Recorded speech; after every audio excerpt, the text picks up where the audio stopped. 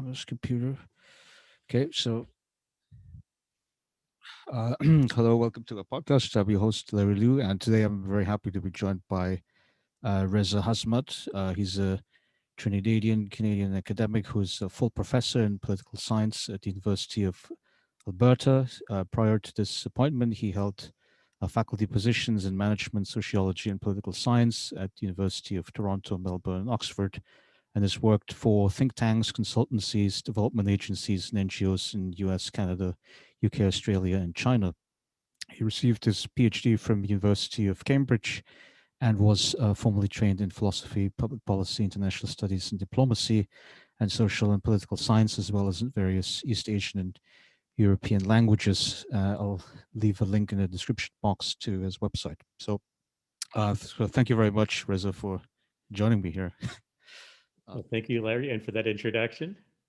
Yeah. So this is, I mean, just your background story, I think is really exciting. I mean, so your family's uh, Trinidadian. So I must assume like you grew up there. I mean, and then you moved to For Canada. the first, yeah, so for the first few years of my life, I grew up in Trinidad, and I moved there when I was 7 years old to Toronto. So for I grew up most of my life in Toronto, but yeah, we are island born, in the Caribbean.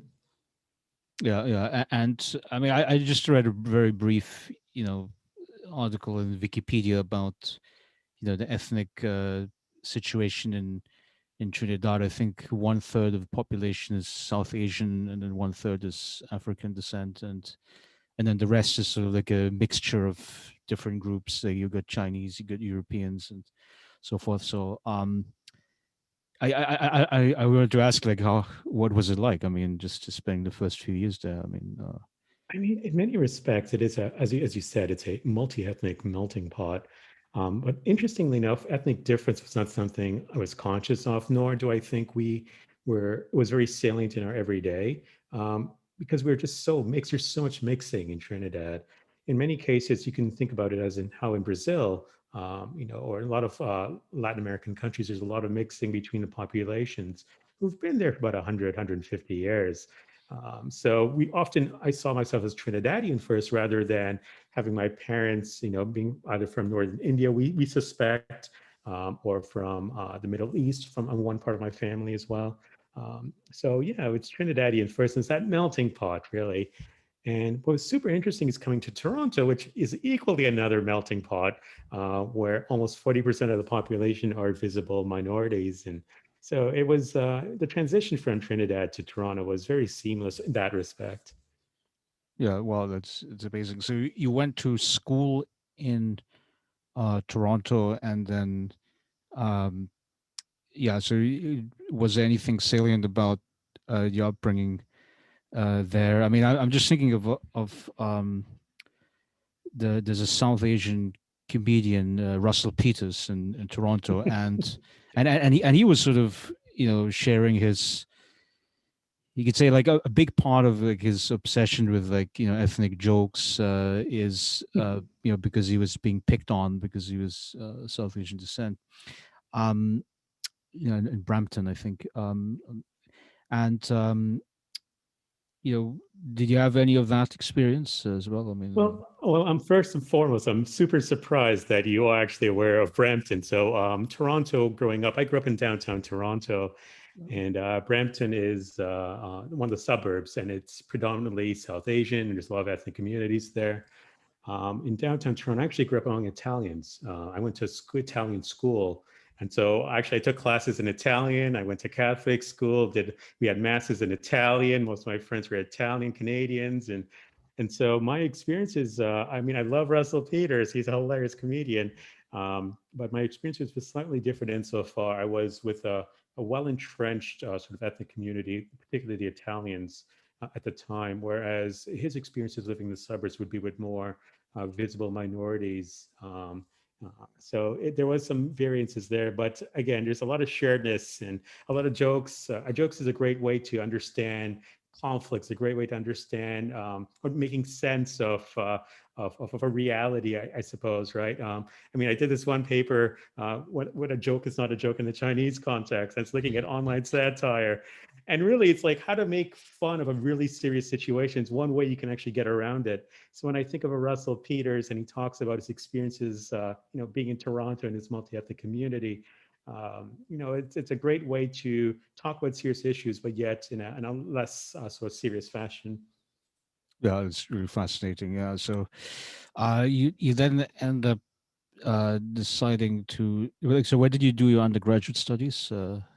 So I was a weird one. I was enrolled in a school for, I think they call it the advanced kids now, but it was back then, it used to be school for the gifted, quote unquote.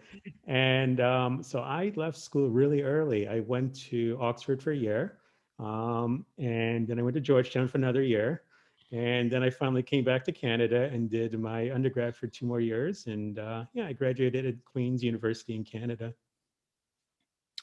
Yeah, so so even there, I mean, you have like this multinational experience, and I must assume like encountering people from a lot of different backgrounds would somewhat impact your choice of studies. I must assume. Well, it's interesting you say that because for most of my university schooling, it was not very multi-ethnic. I did philosophy. So first and foremost, philosophy as a discipline is very, at least at that time, and I suspect to a great extent now, it was mostly male oriented, mostly male dominated, but moreover, it was mostly Caucasian dominated. There wasn't a lot of visible minorities doing philosophy. And so, in any of the institutions I was at for undergrad, I really didn't actually encounter many visible minorities, to be very frank. Even in my early days, in Toronto, it was mostly most of my friends were Italian Canadians or Portuguese Canadians. So Yeah. it's interesting. I think studying ethnicity was a way for me to understand, how ethnic minority groups interact with each other and so forth. And I think that's commonplace. And if you speak to many academics, you ask them, why do you study what you study? It's trying to make sense of many Yeah. of the things. So I don't think I face ethnic discrimination, but I did face age discrimination, interestingly enough. Uh, How so? and so I remember my first job, I was working in Washington, D.C., and I was working for, I guess, an organization where most people had a master's of public policy. They had many years of experience. And I was an 18-year-old kid just coming out of school. And I Okay. was, people were fighting over what office, why does he have that office and that office? I was like, these are not things I'm not even thinking about. I was just happy to have a good job. And yeah, it's just, it's the subtleties, right? So it's the subtleties of discrimination through an age standpoint where people would not take you seriously. And even to today's times, I still think I'm not taken seriously because I don't have gray hairs yet. I wish I had gray hairs. It's just, it's something that for most of my life I've faced. And so I think that's why ethnic discrimination and understanding that is one way to understand how age discrimination operationalizes itself. Well, okay. So, so now you mentioned that you studied in philosophy, and I mean, I sort of got you know my original education before I went to sociology. It was in liberal arts. Broadly in humanities, and philosophy, of course, was a big part of that. And you read Marx and Hobbes and all the classics of humanities. Was there like a particular philosophical direction that was really inspiring you? Um, So I love the existentialists. I love death philosophy. I love the classics like Nicomachean ethics, the Aristotelian sort of ethics. Um, yeah, I think the ethical life. And interestingly enough, I'm revisiting many of those. I'm rereading many of the old classics that I looked at decades ago. And I'm trying to think and rethink about, how can I apply this to my own research now? But yeah, I love the abstract conception. So it's more abstractions. It was more theoretical. I mean, philosophy is relatively theoretical, but it's more in the theoretical conceptualization of ideas. I was really Yeah. interested in towards the existentialists talking about the meaningfulness of the everyday experience. Right. I mean, so when you say existentialism and you mentioned Aristotle, I mean, what's very interesting about them is that they were extremely practical people, right? I mean, because in today's academic philosophy, I mean, I'm not a philosopher, but I've got friends in the field, and they do things like analytical philosophy, where it's basically Mm. about testing claims and making sure that they are logically sound, and then laying them out almost like in a legal case book, like point one, point one, point A, and so forth. And versus, I mean, it seems to be like Aristotelians were primarily concerned about yeah, what does it mean to live a good life, and then the existentialists are basically like why do we exist and what should we do, and it's sort of like a counterpoint to sort of the Christian ways of thinking. I mean, I was reading Kierkegaard a few months back, either or, and you could still see, like, because he was living in sort of like 19th century in Europe, that he was still a little bit into Christianity, having to sort of defend it, argue within it. And then if you read people like, you know, the French guys like Camus and Sartre, like for them, like the whole Christian framework has to be thrown out wholesale. Nietzsche as well. So yeah, that's really fascinating. I mean, like what does existentialism mean to you? I mean, Well, that's such a tough question. For me, existentialism is about understanding the banality of life, understanding the actions, what we do, and the meaningfulness we can attach to the actions we do. And sometimes you might find, I mean, the actions we do have no meaning, and it's just simply random. So if you read a Sartre, if you read the Camus of the world, you can go through all these kinds of decisions that you make and these sorts of processes that you and to get to X from X to Z. And at the end of the day, they're meaningless. That it didn't really have it can actually affect the outcome, and B, the outcome was inevitable in many respects. So I think for me, existentialism was understanding these sorts of decisions that we make for the individual self, and trying to get meaning to it. And I really like the idea of you bringing it back to religion. It's kind of, for me, philosophy was a way of religion, it's a way to understand our humanity. It's of course there's religious components, and you might do religious philosophy and so forth. And many of the classics or I guess the modernists have religious kind of tenets, but at the end of the day, it's a way to understand who we are as human beings and our place in the world. And these are central questions I wish more people have time to think about, because we don't have time to ponder these big questions, really. yeah, I mean, I was recently reading an interview with William Shatner, who's Captain Kirk, and very recently in the Guardian, and he was asked, so what do you know at age 90? He's 90 years old now, that you didn't know at age 20, and he said, basically, uh, I realized that nothing really matters. Everything that comes up has to come down, and just relax, just chill out, basically. And uh, perhaps, yeah, if you did live such a long life, maybe you will recognize that it doesn't matter. It seems to be what decision you're making. I mean, it's going back to Kierkegaard. I mean, he said, you're going to be unhappy if you get married, but you're also going to be unhappy if you don't get married. So even for big life decisions like that, it's uh, you know, there's ultimately, I mean, there's no right or wrong to that extent, right?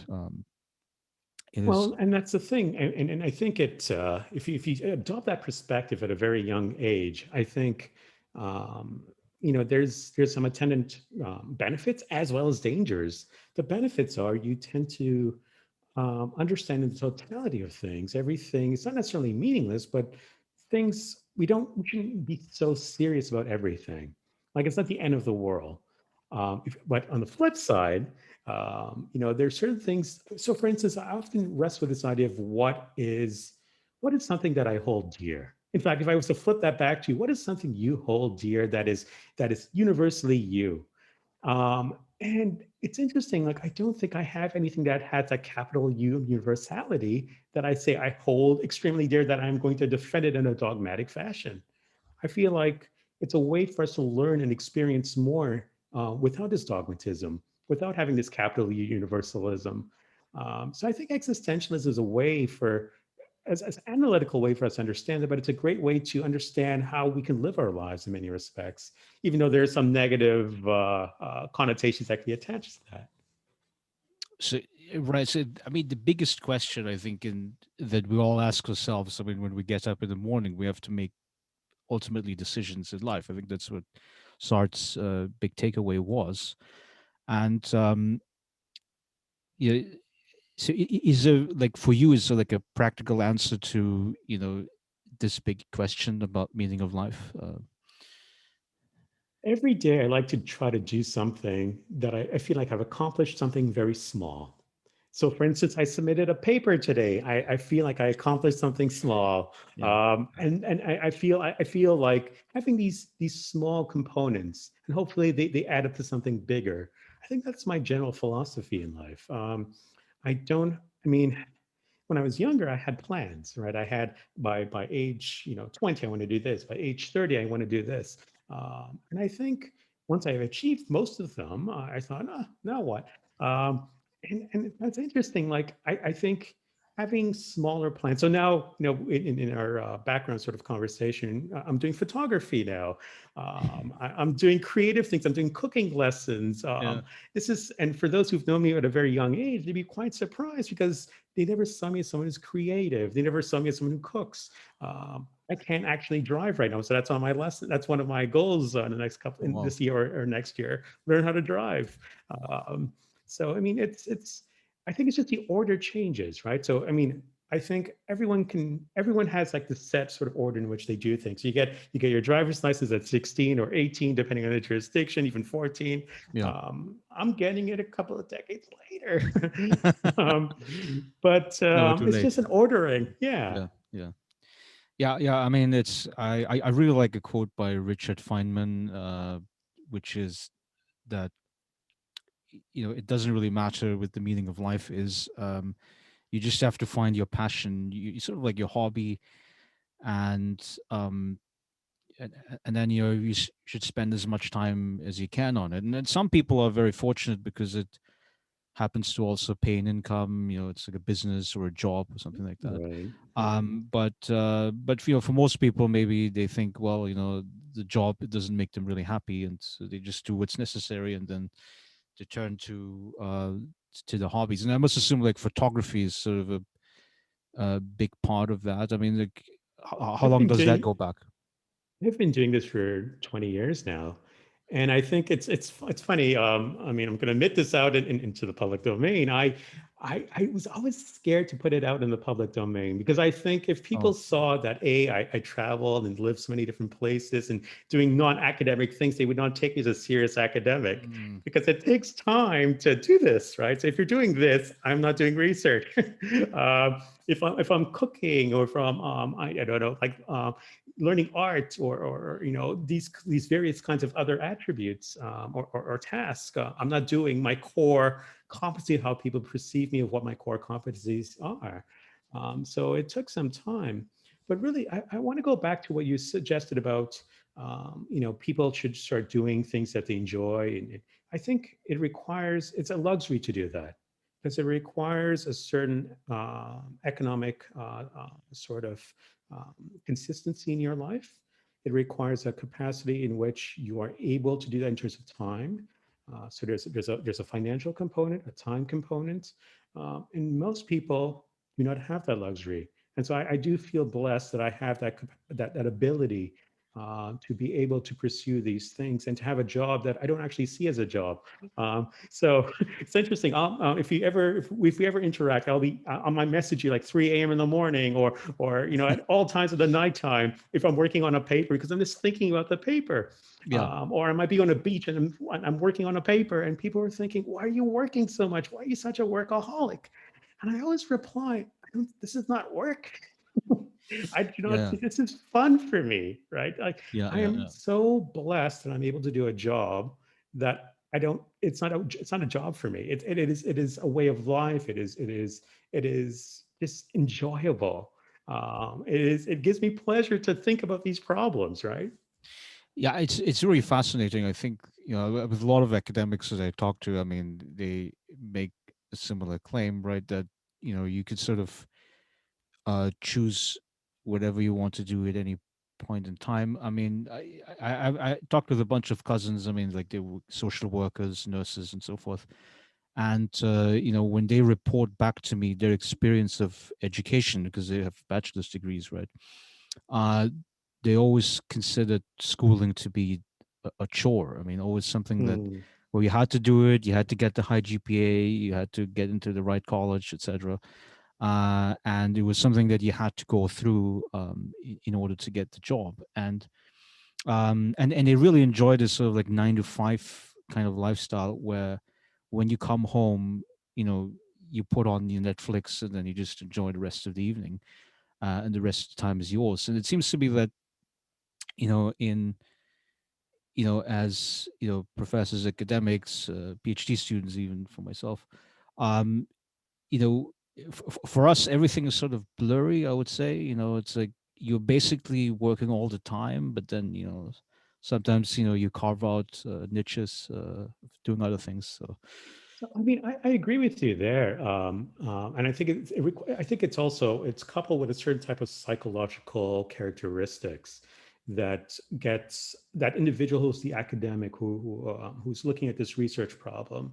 They get so engrossed in the problem that their psychological abilities, one in which they become obsessed.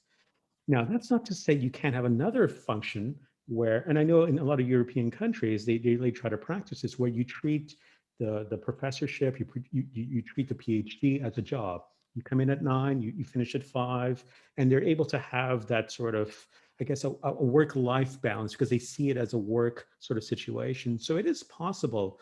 But at the same time, I think we need to decouple this idea of whether or not there's a psychological traits for people who become obsessed and they're attracted to the sort of academic life, um, versus those who don't have that psychological capacity or psychological kind of trait, and are able to actually have the 9 to 5. So I have many colleagues who can do the 9 to 5 as an academic.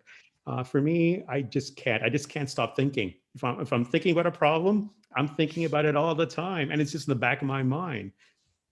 yeah, yeah, yeah. So it's yeah. I think I'm very close to your personality type. I mean, it's sort of like an addictive style.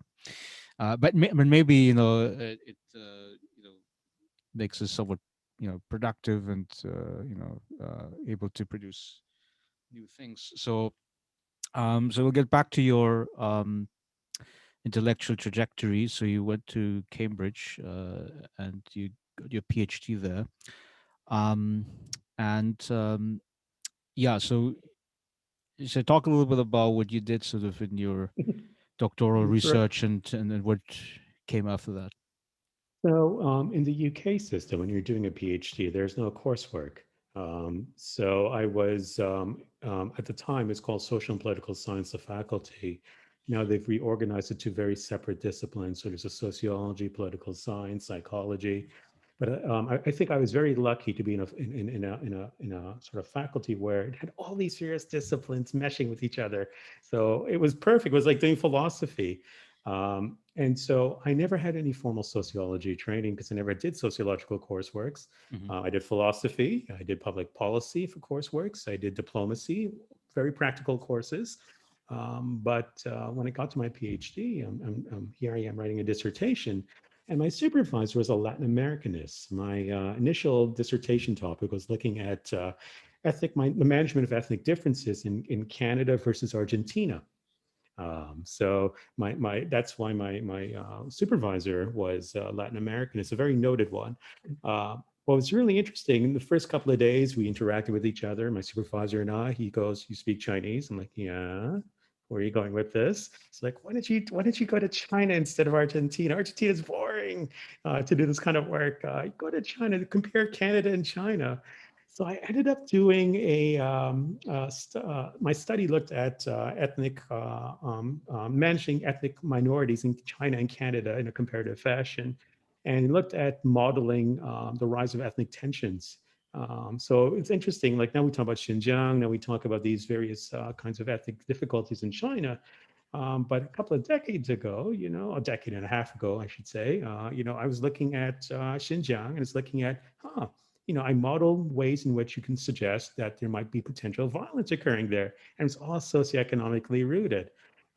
So and interestingly enough, you had those similar processes, these penalties, where education didn't match up the labor market outcomes for minorities in Canada, except in Canada, we had institutional sort of protections, institutional access to minorities. Whereas in China, although they had it in paper, it wasn't very meaningful in action, especially amongst the Uyghur population or Tibetan population. So yeah, my dissertation was that, and I didn't actually know I was a sociologist until after the fact. He said, "Oh, so you're one of your supervisors is a sociologist, so we're gonna think you're a sociologist now." I'm like, really? That was a surprise to me as well. But luckily, my first job was in sociology, so I was at the University of Toronto and was teaching sociology there. Yeah. So Well, yeah. generally, I mean, the rule is like if race, class, and gender is a part of your study, then I think we can call you sociologist. um, And it's interesting because I started to teach classical sociology. And again, I had no training in sociology, but the philosophy came into play, right? So I approached it in a very philosophical fashion. I was able to draw from the Webers and the Durkheims and the Marx of the world and the Comtes of the world through the philosophical lens. So I was very lucky there. To be very frank, I was super lucky to be able to teach these courses, but taking from different traditions. yeah, it's really fascinating. I mean, I sort of jumped into sociology eventually, but mainly through an economic angle because I mean I sort of Mhm. enjoyed studying economic trends in society. Why are some countries rich, others poor, and then I get and then you get stuck with these two dead Germans, Marx and Weber, whose theories I think is much better at explaining economic trends from an historical perspective than some of the other more abstract economic theorems. So basically, sociology has a lot of juice for um, people in other disciplinary backgrounds too. Um, so I think politics. I think there was a paper that you had published recently about outside ethnic minorities and wage determination in China, and so you sort of talk about the wage gap between the Tibetans, the Turks, and the Han Chinese population. It's about 20-25% wage gap, but that's not true for other ethnic minorities. And you also write elsewhere about the ethnic tensions, the Uyghur terrorism, which then gets responded to by the Chinese state with harsh incarceration policies. And so yeah, to talk a little bit about this particular ethnic situation, and yeah, how it all started, and how it's trending now. Interesting. I feel so. There's three ways I can go about this. The first way is to think, how do we get to this point? And if you're coming at it without any background information, the messaging that could be is that here's this communist country is repressing its minority groups, is trying to assimilate them fully, and essentially, it is a case study of classic repression, and they're trying to take over Xinjiang. And I mean, it plays into a lot of the Cold War mentality, the sort of Cold War nostalgia. And so you can play up on many of those stereotypes. So if you're starting off the conversation there, it's a very different sort of swing that you have. The perspective I've taken because I've been looking at this for so long. I've spent time in Xinjiang, a lot of time in Xinjiang, a lot of time in China with ethnic communities. A lot of it is socioeconomically rooted. A lot of the tensions, a lot of the issues is socioeconomically rooted. And you can do this through two different fashions. In a qualitative way, when you're doing interviews. So I remember interviewing very young Uyghurs, young Tibetans, Hmm. um, And they had, this is, in the early 2000s, and they had this idea that, if I get a good education, I'll get a good job, I have a better economic life, have a better living standard. Hmm. And it's interesting, like when you start tracking them, sounds like I'm saying tracking, but when you start, interviewing them after years and years and seeing what their progression is like, once they've graduated, they have difficulties finding a job. A couple of years later, in their early 20s, mid 20s, they generally don't get a very good job.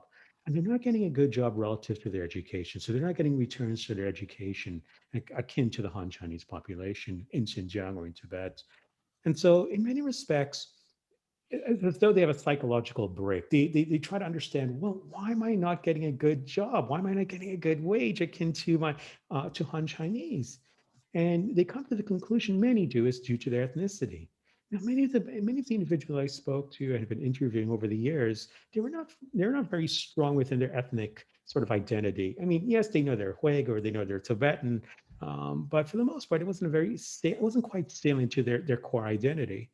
But over the years, as you see this psychological break happens because they're not getting that wage that they hope they can get. They're not getting that material life that they wanted. Many of them become born again in many respects. They become born again into their ethnicity. And it just so happens that some of the ethnic groups have a very strong religious connotation there as well. So there's that ethno-religious connotation like Quakers, Tibetans as well. So then you gotta disaggregate that. Is it ethnicity? Is it religion? But at the end of the day, the story is socioeconomically rooted.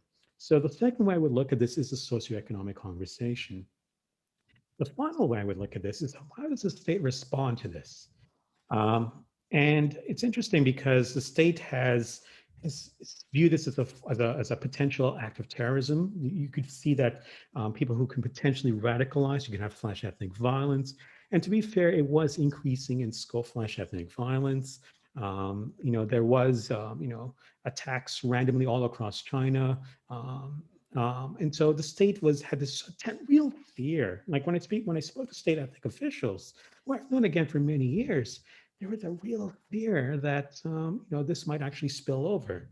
And you got to remember, many of these officials learned from the Soviet Union experiences, where there was disintegration of the relative states in the Soviet Union. So they were really fearful that this might spill over to other parts of China. So this is a long-winded way of saying the third way to think about this is, what is the state's response? And the state's response has been a policy of a very hard policy, a policy of securitization, and a one-size-fits-all policy. And I think this is where we can critique the state. We can say that, I mean, if I come back to my home country of Canada, we've had some really great experiences working with ethnic groups and really bad experiences working with ethnic groups and indigenous groups. We've had residential schools, we've had forced sterilization, we've done some awful things to groups, and so when a country like Canada engages with China, I would hope, and if it's this odd statement, this is this sort of utopic sort of statement to be made, I would hope that Canada can engage with China, saying, look, you know what, we've been here, we've messed up, we've done some great things, and this Hmm. is how we would approach it. And having a two-way dialogue, Hmm. I feel like the way we speak to China on this issue is like we are. We're kind of preaching to China, and it's falling under deaf ears. So it's not a very meaningful conversation that's occurring on this issue. Yeah, I mean, essentially, so within social theory, I guess there's this. So I think what sociology tries to explain is like industrialization, and how do you know um, some societies get rich and others don't, and it seems to be that so with the Han Chinese, with the majority population, I mean, what's been happening over the last 40 years, I mean, it's quite incredible, right? I mean, under Deng Xiaoping, you have economic opening, you have increased trade with the West, you have special economic zones, and etc. You have even like artificial intelligence now that's being brought in a lot of elite Chinese institutes. Um, and yet on the other hand, I mean, it seems to be that for the Turkic population and the Tibetan population, um, they operate according to what we might call traditionalist societies. Perhaps like so basically more inclined towards, I don't know, community solidarity, and less towards, you know like making money for its own sake, and it seems to be that, yeah, if you have like a capitalistically oriented part of society, which is clashing with, you could say, traditionalist societies, um, I would I would be very surprised if there wouldn't be any tensions, right? Um, so and It's yeah. this is where I'm going to throw back at you there. I understand this conversation between the traditionalists versus sort of, I mean, modern versus traditional. And we can see this in a very stereotypical way in the Tibetan context or in the Xinjiang. But we're talking about young minorities here who actually, I mean, it's interesting in the Tibet case because material life is antithetical. I mean, putting faith in the material life is antithetical to the Tibetan sort of philosophy, where it's about the spiritual life as well. And so, interestingly enough, young Tibetans actually want the material life. Oh, They want to have a better material life. And to be fair, they do have a better material life in comparison to other Tibetans. So, young Tibetans today have a better economic outcomes than ever before relative to other Tibetans. Same could be held true for Uyghurs. Uyghurs have better wages now than ever before relative to other Uyghurs. The issue at hand is that they're not comparing themselves. Their Tibetans are not comparing themselves to other Tibetans. Uyghurs are not comparing themselves to other Uyghurs. They're comparing themselves to Han Chinese. so it's a And relative compared to deprivation. it is the relative deprivation.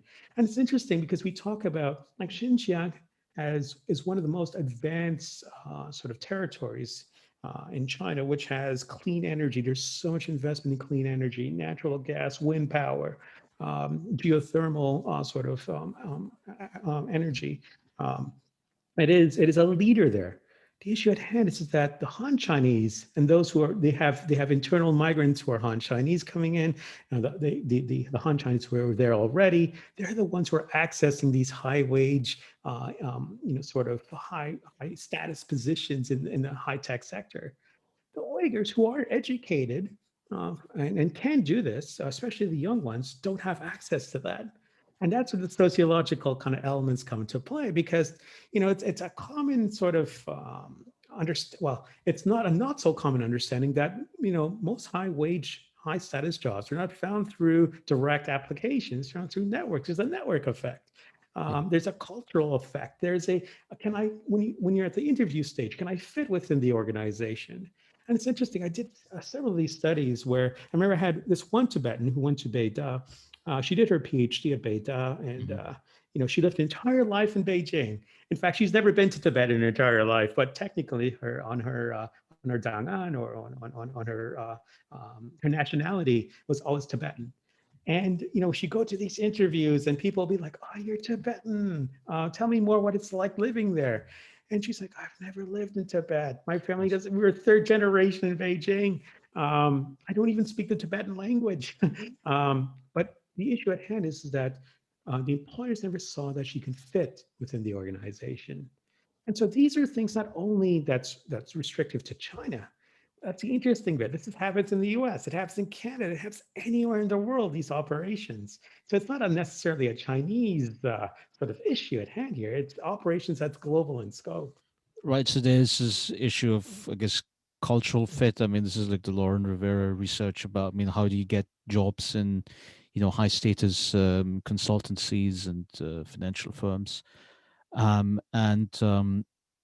the cultural fit. I mean, so like the race ethnic element could not be underestimated. I must assume, like, because so the Han Chinese, they are the, you could say, the dominant group in China, which means that they control the means of production, to go back to the Marxist lingo. And I mean, essentially, in order to allow the Uyghurs and the Tibetans to be uh, integrated, um, it they would have to basically make extra effort to bring them in, right? I mean, I must assume that there have to be affirmative action There has to policies. be. So interestingly enough, when you look at state policy, there is affirmative action or policies, so to speak, when it comes to education. So, if you're an ethnic minority, you have a lowered, reduced examination score to get into university. You might have greater subsidies. You might have bursaries, etc. So there's a strong sort of policy, social policies towards affirmative action in that respect. When it comes to employment, on the other hand, some state agencies do have quotas, but for the most part, it doesn't exist. And in fact, I remember asking through interviews minorities, do you want to have affirmative action for employment? And they're like, no. It's like, why should we? Why do we need it? Because we have a good education. My good education alone should get me that job. So it's interesting that there's that pushback. Uh, and even another sense, employers actually factored that minorities had quote unquote assistance getting to university.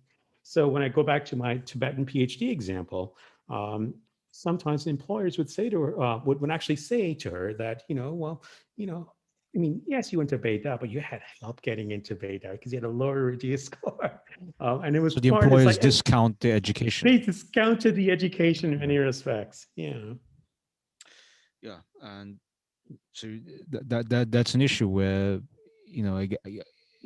so so the Chinese employer approach, therefore, I mean, it seems to be much more free market, and it's like, oh well, whoever applies for the job, we have to decide whether they can do the job or not, and then but then it sort of comes together with this cultural fit argument, right? It's like, oh well, that It's person is easier to work with, and I hired that It's person. interesting you say that because, yes, it is like that sort of free market sort of principle. But the attendant concern is this: if I'm investing $100 in your education and $100 in my education, and when you get to the labor market, you're earning 1,000, I'm earning 500. I'm not getting the same returns on my education investment as it is to me because you're investing the same amount and you're getting different returns. That should be an affront to the state. And in fact, in the Chinese context, you're investing more in ethnic minorities' education. So you're investing, say, $200 versus a Han, which is $100, and you're getting less returns on your investment.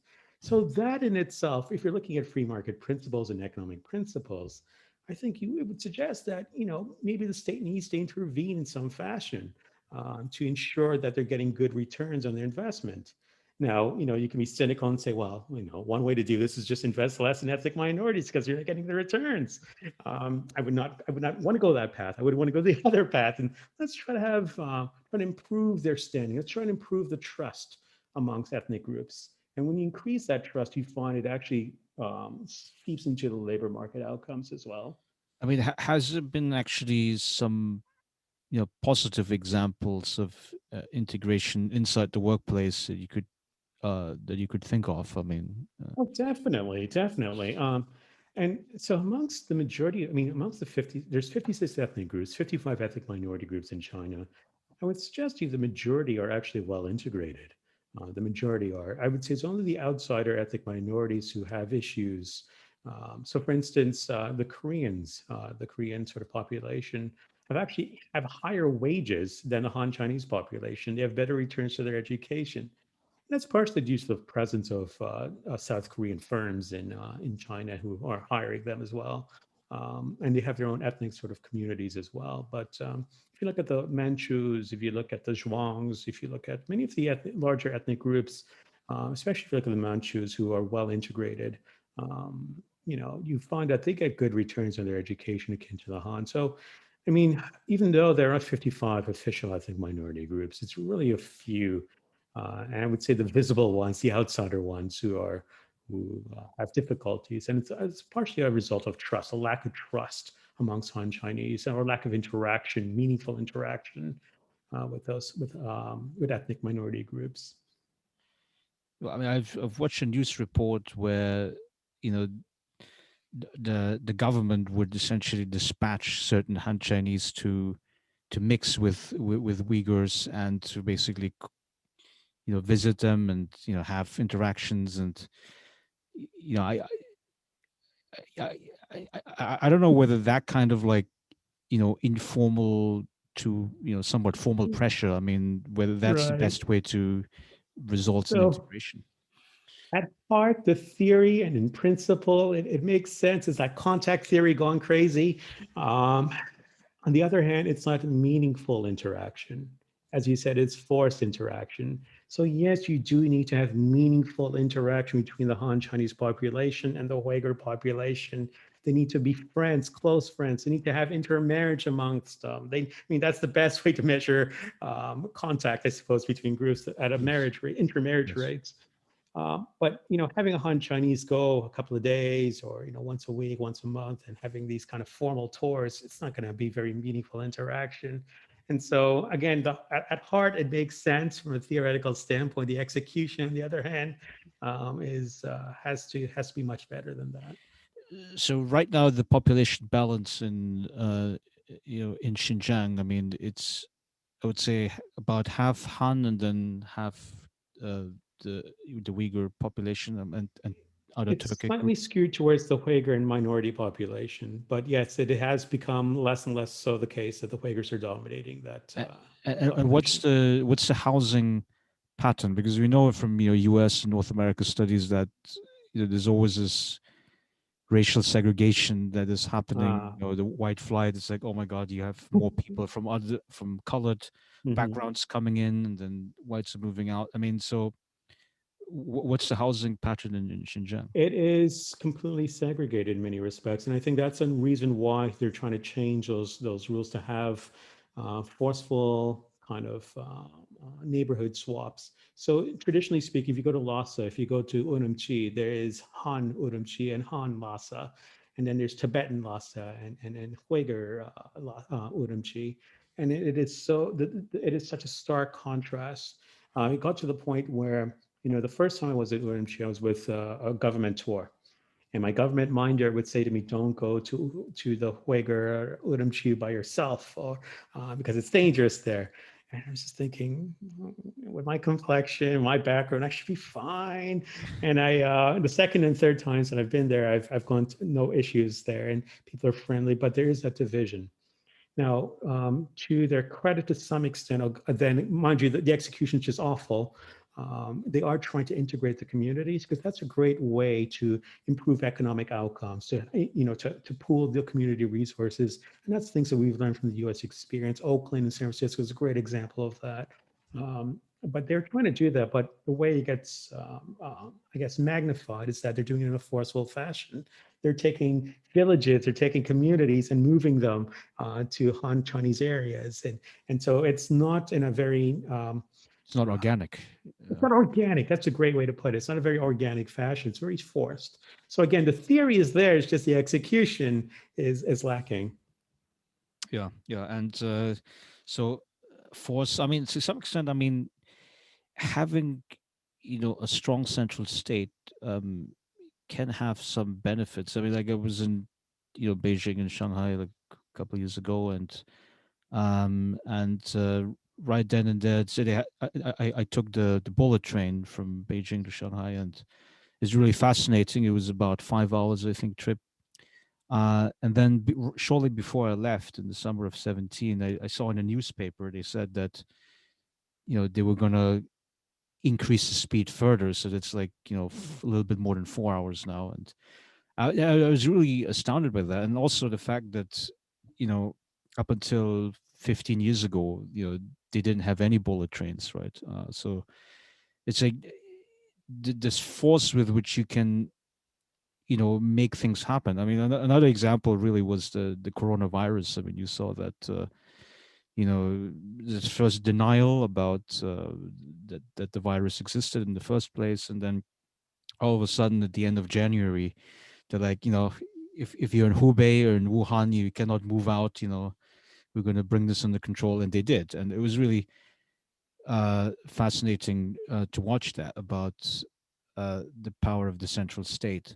Um, but I mean, but as you suggest, I mean, having a strong central state, uh, has both benefits and disadvantages. Is that a good way to put So the it? benefits, definitely the benefits, as you pointed out, is if you could build a high-speed rail network, a Shinkansen style from Beijing to Shanghai to Hong Kong, I think that'd be the envy. Imagine we have that in New York to DC, or from San Francisco to LA. I mean, that would be amazing. It's something that they've been proposing for as long as I can remember. So having a strong central state can be very, very helpful. It could be helpful to improve the image of minorities, for instance, because if you have a central media, you can actually show not minorities, singing and dancing in a traditional costume, but actually working in a corporate life, working in everyday, sort of sophisticated, modern life. And so it changes the images that the individual sees. Because again, if you're only meaningful interaction is through these imageries, if you're a Han Chinese, because generally speaking, most Han Chinese do not interact with minorities. The most meaningful interaction you have is through these sort of media imageries. The central state can play a great role to having more responsible and more modern ways to showcase the modern minority. The side effect of that, and this is something that I've done some work on looking at the policy entrepreneur and the local policy innovation in China. Greater recentralization means that a lot of innovation is being trapped at the local level. And this is something we found over a couple of surveys we did looking at cadres and policymakers in China with a team of ours. And what we found was, again, many local policymakers, because of such greater re-centralization under Xi Jinping, are not actually reporting back their successes, their innovations, because it actually skews away from their central directives. If you got to remember though, like a lot of China's success is due to experimentation, policy experimentation, that is, and a lot of it occurred at the local level. And then when it worked, it got scaled up to at a national level. And so the Mm. attendant concern is if you have all these great innovations still occurring at the local level, and if there's greater decentralization occurring under Xi Jinping, you're finding policymakers are not reporting back up their successes. And so you might have so many great solutions, so many great innovations being trapped at the local level. So that's definitely a side effect to having greater centralization, which we're experiencing now. So, so, so I guess the logic behind the non-reporting, if I'm sort of like a lower level, provincial or district official, is that I'm concerned that the central party will punish me for, you know, not having reached a certain objective that they set out. So it can partially be punishment, but it can also partially be the fact that they're not rewarded for it. If you look at their sort of target responsibility management, or rather their sort of promotion kind of matrix, or their kind of performance matrix, shall we say, they're not rewarded for being innovative in this fashion. And another reason, interestingly enough, if they bring that tension and it shows that they're doing amazingly, they might get promoted to another type of town that they don't want to go to, or another sort of jurisdiction they don't want to go to. So it's interesting. There's so many different factors why they don't report. So it's both punishment and reward that can play a role here. Yeah. So one of the big changes that occurred under Xi Jinping was yeah, so this idea that we have to fight corruption, right? And the best way to do that is to um, basically punish the high level officials. Some of them, of course, were internal party enemies of Xi, but did so what's your assessment of that, this anti-corruption drive? I mean, and does that also affect incentives and behavior of officials at the lower level? So definitely, so there's two ways to approach this. One, looking at how the policymaker reacts to it, and two, how citizens perceive it. And we've done some social surveys looking at both. On the policy side, we find that policy officials are quite acutely aware that there is this anti-corruption campaign going on. And they're very sensitive to, again, experimenting beyond their comfort zone. They're very sensitive to this idea that there's a directive, they need to follow it, and so there is that in many respects. From the citizen standpoint, they see this as a good thing, and interestingly enough, most citizens actually applaud that because they viewed local officials, many being corrupt. They viewed many state-owned enterprises as being inefficient and inept, and so they welcome this in many respects.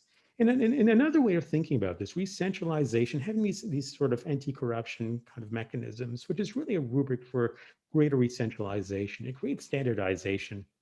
So it was a quick way to standardize many practices across the country. So in some respects, it was a great way to actually, what it aimed to accomplish, that is standardization. It had great support from the citizens for the most part. And policymakers, on the other hand, were wary. And as I said, it has some attendant concerns when it comes to innovation.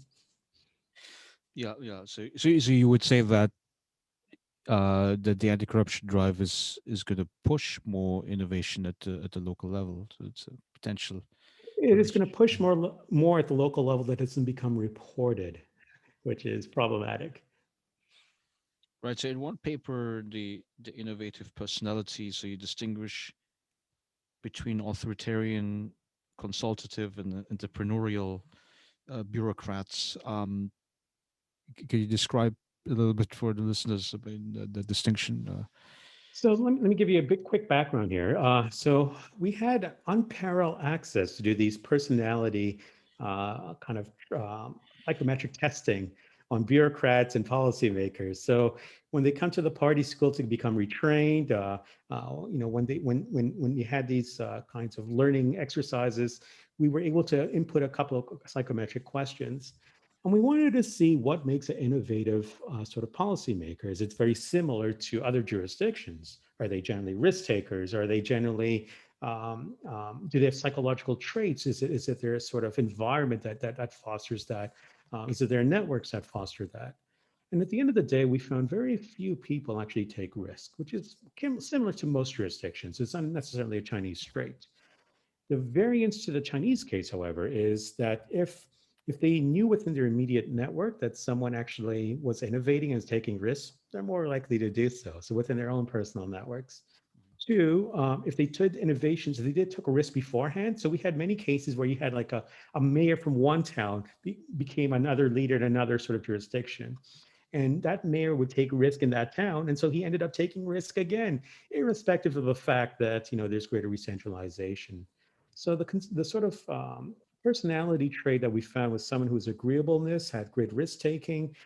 And so we found that, in many respects, the majority of people had an authoritarian personality. That is, they generally would follow the party's rule. But you did have these risk takers.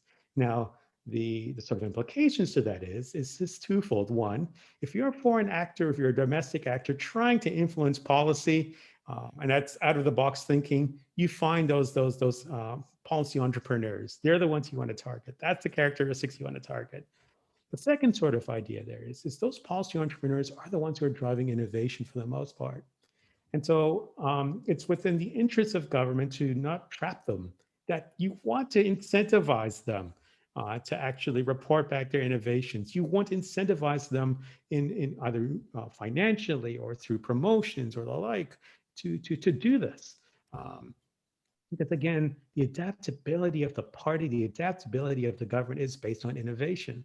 That's how it's become so, as an entity, it survived for so long because of its adaptability. And the fear is that potentially it might lose that adaptability if it loses this innovation.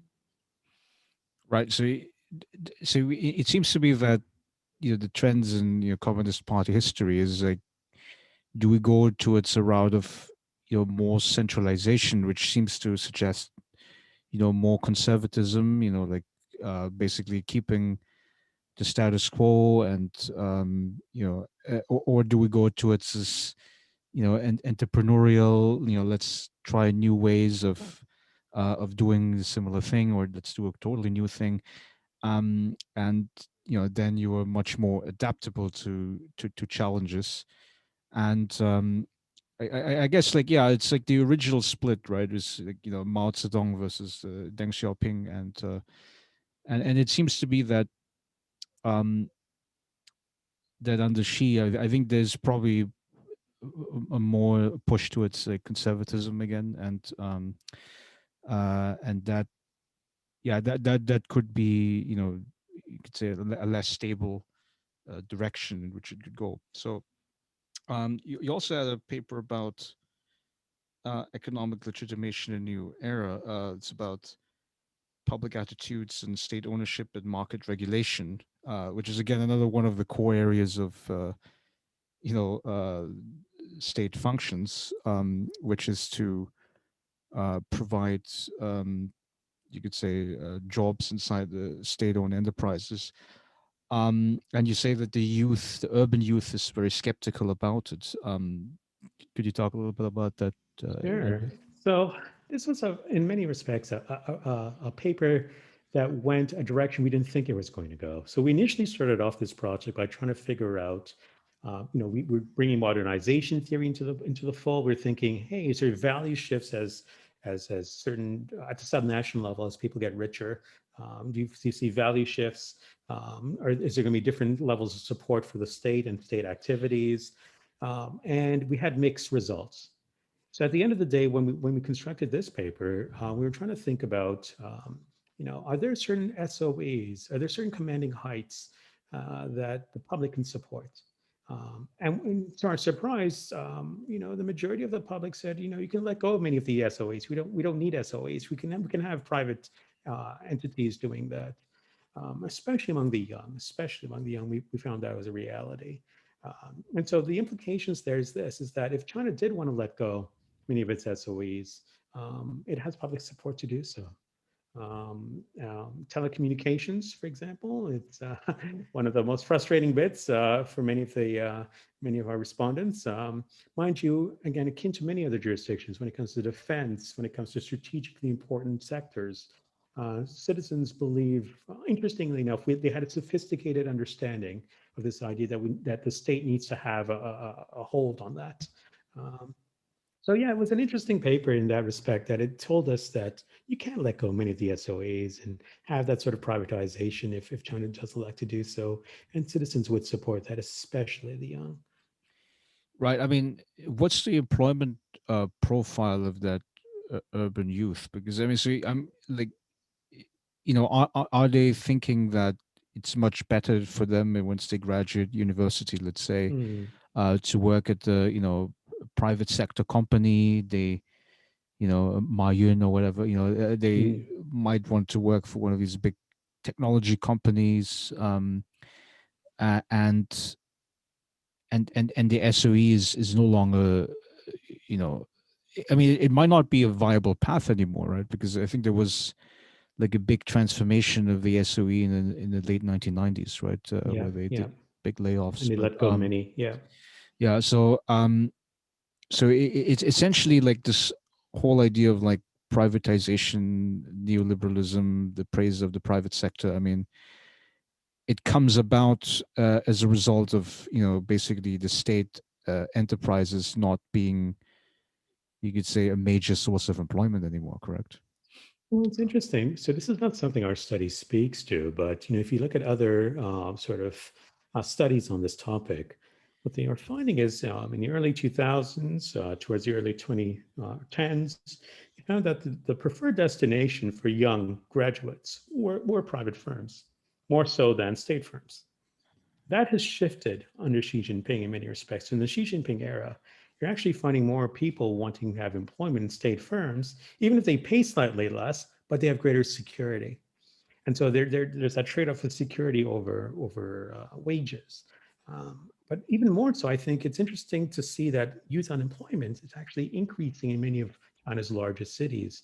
So if you look at Beijing, for example, or Shanghai, you find that youth unemployment has increased. And young people, I feel very sorry for them, because there is no way they can afford an apartment or flat in Beijing But they're without called assistance from their Yi, family. right? Like the ant Yeah, yeah, population. Yeah, yeah. yeah, yeah.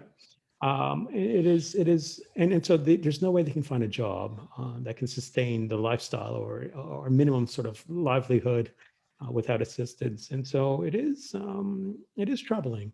But directly speaking to our study, the young definitely has. It does speak to intergenerational value shifts relative to the older population, insofar that they are willing to accept privatization more so. Interestingly enough. Um, what I mean from another angle, though, I think if you look at jurisdictions like the U.S. or Canada or the UK, when they do look at SOEs, And it's another hot topic when looking at corporatism, for instance. Um, we have a very difficult time disentangling or at least accepting the state and private enterprise sort of relationship, that really close synergy in the Chinese case. Because the way our jurisdictions grew up is that we have a separation between state and private enterprise. In China, that's not necessarily the case. And I mean, you see this with Alibaba, even you see this with Huawei, you see this with so many Chinese global firms where the state plays a role and vice versa. And, we have a very difficult time grappling with those kinds of entities. Right. I mean, as like I was watching a talk, I think, with Marshall Maya, who's at Wharton, and he was saying that like this whole idea of separate spheres of your public sector, private sector. I mean, that seems to be sort of a very Western understanding of how companies are organized, and because even a lot of like the big private companies in China, I mean, by law they're required to have CCP officials in the board, right? So they would basically they would listen in to the boardroom decisions, maybe also influence it, and I must assume that they would report back to the party, right?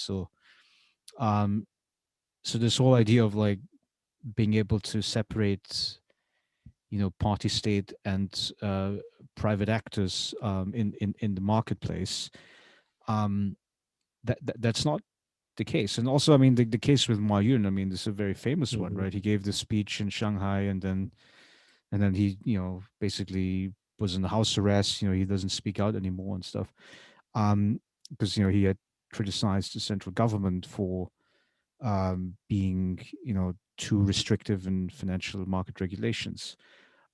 So um right, see, I mean, right, in a sense, I mean, the whole argument would be that you know in China it's all one sphere. Essentially, it's a state, and the private sphere is all together, essentially, with the party and having a huge Well, influence over it, right? well, I mean, theoretically, we still have these three sectors in China. We still have market, we still have the state, we still have civil society. It's just there's a mutual sort of it's not a clear delineation as in our own jurisdictions. It's just not the way the society evolved. The state plays a role in the market. The state plays a role in civil society. So you have conceptions such as gongos and pongos and sangos, so state organized, government organized, party organized, non-governmental organizations. You have a strong state-owned enterprises. You, to the extent you have private enterprises that have strong links to the state.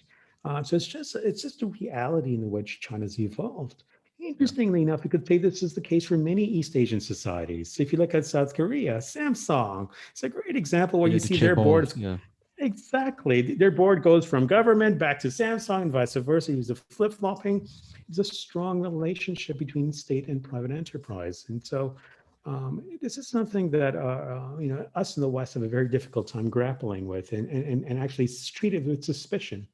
And this is going to be another hot topic, hot button issue for us in going ahead.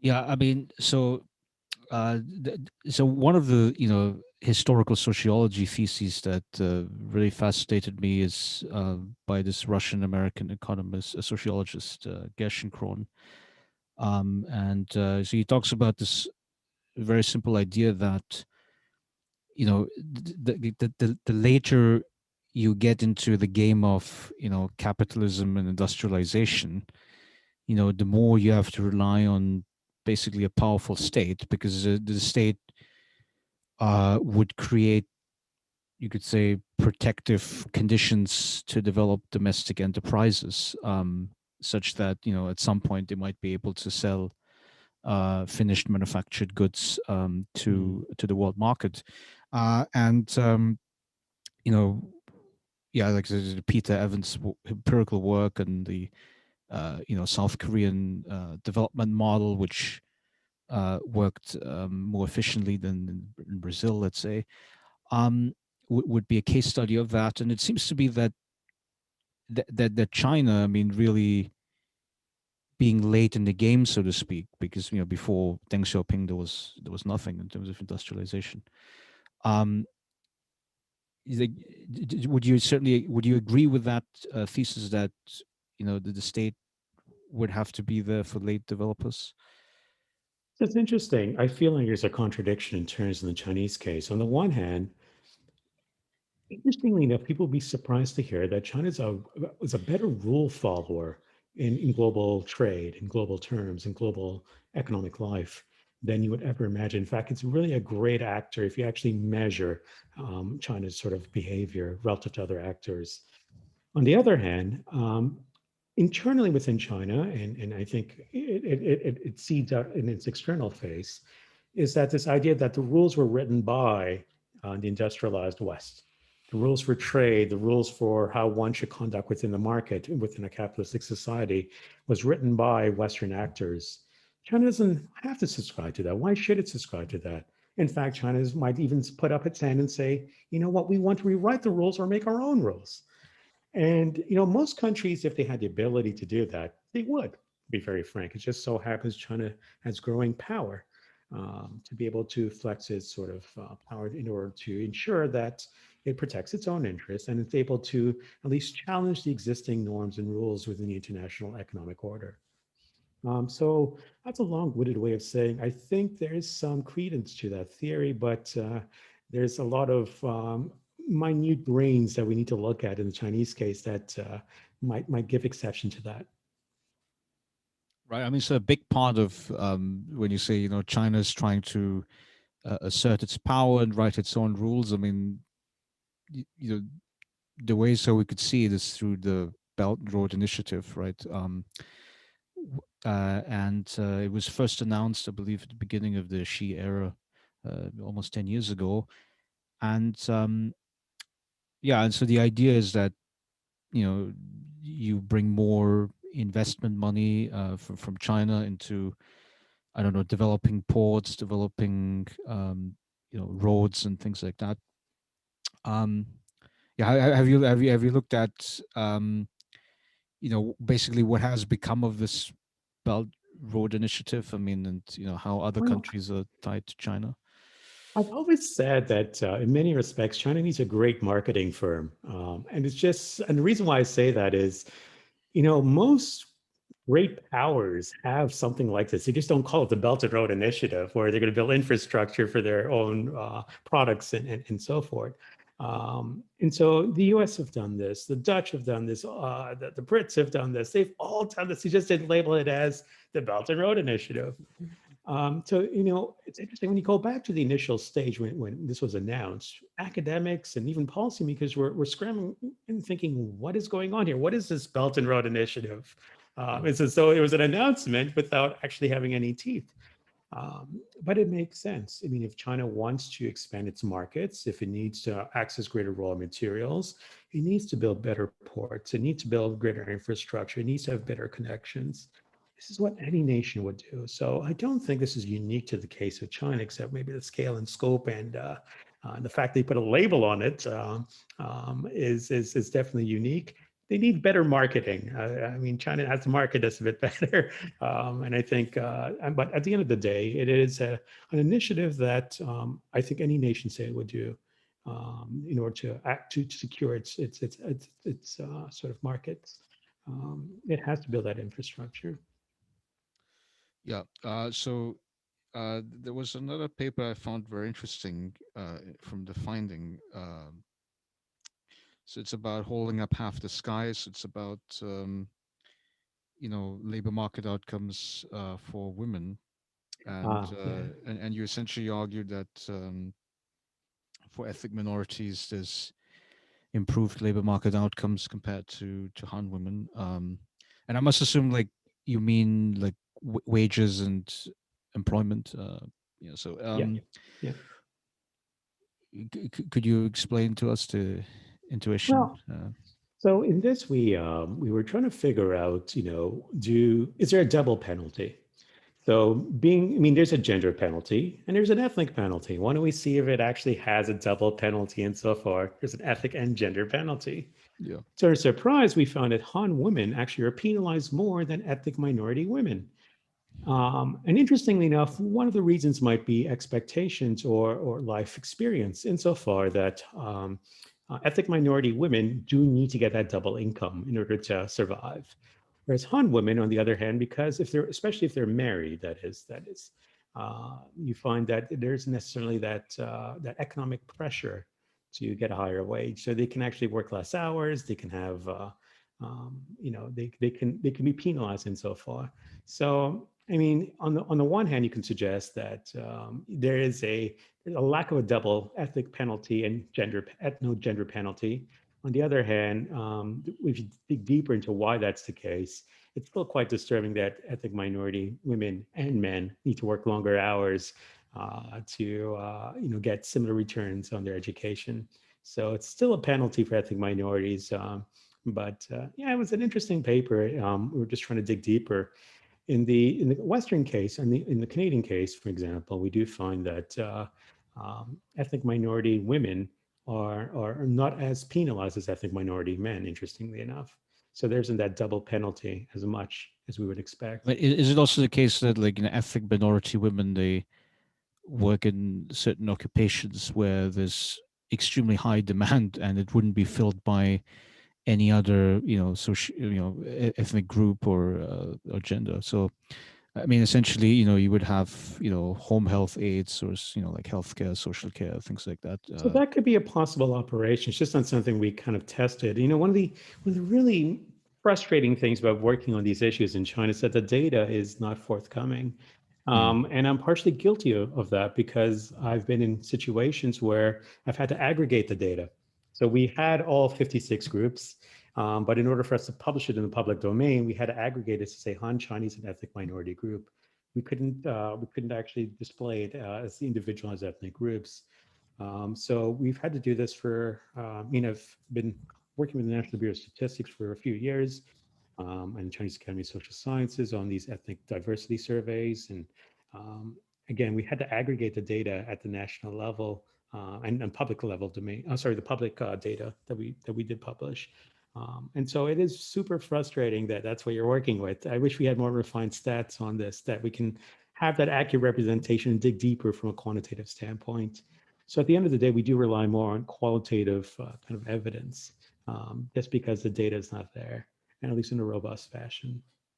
yeah, I mean, and also certainly, I mean, if you're like a more marginalized community, I mean, I would think that you need to have more women as part of the labor force. So in my undergrad years, I did some research, just reading some secondary historical sources about Hakka people. So that's where my Yeah, yeah. ancestry is from. And what was very interesting is that the the Hakka women, they didn't bind their feet because that used to be a very common Mm, phenomenon until it was outlawed in the early 20th century. And a big part of the reason is because the Hakka people were poorer than the other groups in South China, and so they needed to have the women working in the field. They couldn't sort of. mm. It would be sort of like a luxury to have women with bound feet and at home, right? So I guess the idea being that it would be poverty that sort of you know pushing much more women into paid labor activities, right? So there's one last thematic complex, and then I want to ask you some non-research related stuff, and then it should be over hopefully. So you mentioned this area of like NGO research and NGO to state and Congos and so forth. So among the many studies it did about the NGO environment, uh, like what's the big picture here that you want No, it's us to know? interesting. I'd never picked easy topics. I always pick the sensitive topics. I don't know why that's the case. Had ethnicity, then had civil society. But I started off looking at NGOs around the same time I started looking at ethnicity. So this was in the early 2000s. And it was interesting. Again, it was just complete luck that was the sort of birth of the rebirth, shall we say, of the contemporary NGO scene. So I had a great firsthand view, both analytically and working with some NGOs as well, with the birth of the contemporary sort of NGO sort of maturation. So I was able to witness the maturation from birth to present day. And there's a few things I can suggest based on these studies that we've done. Um, it's become much more professionalized now. So you have a greater professionalization of NGOs. I mean, initially, when we had NGOs, when we were looking at them, we found that it was started off by a very passionate individual, passionate founder, had no background in working with an NGO, um, probably had no employees, the volunteers had never worked with an NGO. In fact, the volunteers probably never heard of what an NGO was.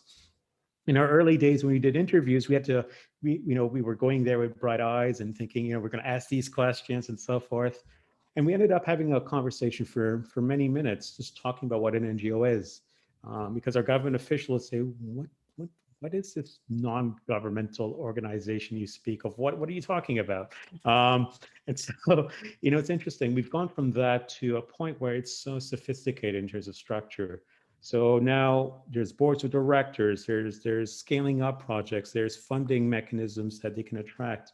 We've gone now from relying on international donations and international philanthropy and international organizations supporting NGOs to homegrown ones who are getting internal funding, who have their own funding from Chinese foundations even. So the level of sophistication is amazing. Even to our surprise, especially when we start to think of the early days, we have NGOs going overseas now. So we have homegrown Chinese NGOs going overseas to Southeast Asia, going to Africa. They are expanding in scale and scope. Now, there's a couple of truisms that still hold that still retain itself at present. First, there's a couple of hidden rules. That's what I mean. Hidden rules are: do not embarrass the state. You should never overtly embarrass the state. Second, you in your interactions, you can complement state activities, but do not overtly say that is your activity that's doing it. So don't take credit in many respects. And so there are these sort of hidden rules, and there's sectorial rules as well. So if you're in the environmental sector, for instance, or ENGOs, they generally have greater leeway to conduct activities and say a legal rights-based NGO, which has to be antagonistic by its nature. So there are hidden rules. There's an interesting maturation. They're more professionalized now, and they're going overseas. And so it's really interesting to see. It's like seeing something evolve from scratch to present day, and seeing where it's continuing onwards. It's really fascinating. So, I mean, basically, if I wanted to be running a successful NGO in China, I mean, I would have to sell myself to the state actors as being maybe complementary, being helpful to state tasks, but not necessarily, replacing or, basically doing things that the state, isn't doing, right? So it's interesting. It's such a strong balancing act because on the one hand, the reason why you have NGOs entering the space is because the state, for the most part, is not doing a very good job, or it's retreated from those areas, right? Especially when you're looking at social welfare-oriented NGOs. The reason why these NGOs exist is that the state's not servicing the needs of that community or those individuals. And so the NGOs are entering that space.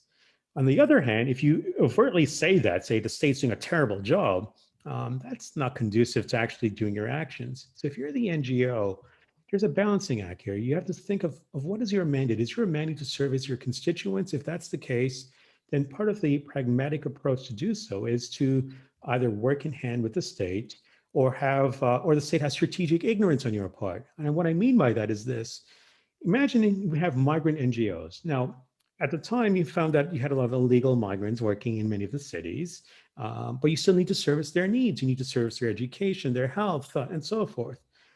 If the state was to service their needs, that means they're legitimizing the illegal migrants. However, the NGO does it. That's fine. So the state was acutely aware that there are these migrant NGOs servicing the needs of illegal migrants. So it had a strategic ignorance to ignore the fact that it was doing that because it knew on the one hand, it had to service the needs of that constituents there. On the other hand, it cannot legitimize them by acknowledging that fact. So it's really interesting that these hidden rules still exist. And to be frank, I think that's the case anywhere in the world, that in any organization to survive, there are hidden rules to success. It just so happens in the Chinese case, it involves a lot of the state interactions with society at large. Right. I mean, I had one of my colleagues. She was doing research on NGOs in China, and she uses the model of octopus tentacles. That metaphor, where essentially, like if you were to do things that the Chinese state didn't like, you could still sort of branch off into smaller cells and maybe found different organizations, or just repurpose your mission statement, and in that way survive. So it seems to be like if you wanted to run an NGO in China, you'd have to be a lot more creative, in basically finding ways to survive, essentially. That's in any entity. I mean, it's any organization. You need to adapt to survive. In China as well, it's not only monolithic insofar there's only one strategy, there's subnational strategies. So if I'm in Beijing, in Shanghai, or Nanjing, or Kunming, very different strategies I would utilize because there's different local institutional environments, how to interact with that sort of entities within those local institutional environments.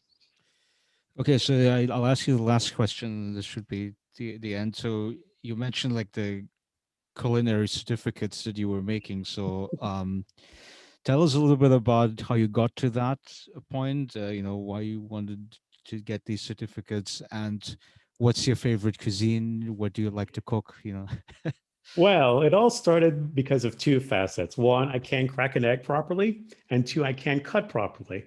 So with that being said, I was like, okay, I need to learn how to make pasta properly. I need to do sushi properly. I need to do coffee properly. I'm doing pastries right now.